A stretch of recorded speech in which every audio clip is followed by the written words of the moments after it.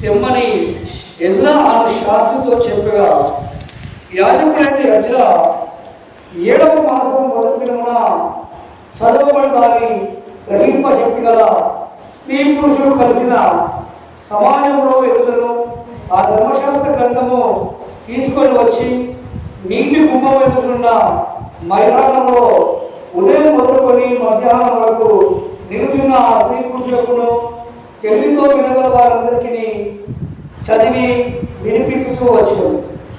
ఆ దినంలో ధర్మశాస్త్ర గ్రంథమును శ్రద్ధతో విని అంతగా శాస్త్రియకు ఎజ్రా ఆ పని వరకు కలతో చేయబడిన ఒక పీఠం మీద నిలవబడింది. మరియు అతని దగ్గర కుడి పార్శ్వం ముందు మత్తిత్య క్షేమ అనాయ ఊరు హిజ్కియా మయాషేయ అను వారును, అతని ఎడమ పార్శ్వం మందు పెదాయ, మిషాయేలు, మిల్కియా, హమాము, అచ్వాదాన, జకరియా, మెషుల్లాము అనువారు నిలిచి ఉండేది.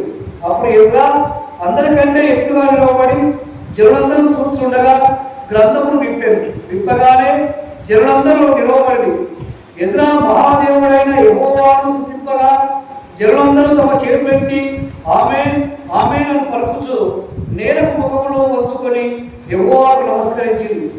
జనులు ఈరాకు నిలవబడి ఉండగా యెహోవా, యోషువా, బాని, షెరిబ్యా, యామీను, అక్కుబు, షెబ్బైతే, ఓదియా, భయా, షేయా, కెలియా, అజరియా, యోజోవాదు, హనాను, షేలా, యాయూము, లేవీయులు ధర్మశాస్త్రం యొక్క తాత్పర్యము తెలియజెప్పి ఇటువలనే వారు దేవుని గ్రంథమును స్పష్టముగా చదివి వినిపించి జనులు బాగుగా గ్రహించినట్లు దానికి అర్థము చెప్పి ఇంత మటుకు ఈ వాక్యము సరి అయినది.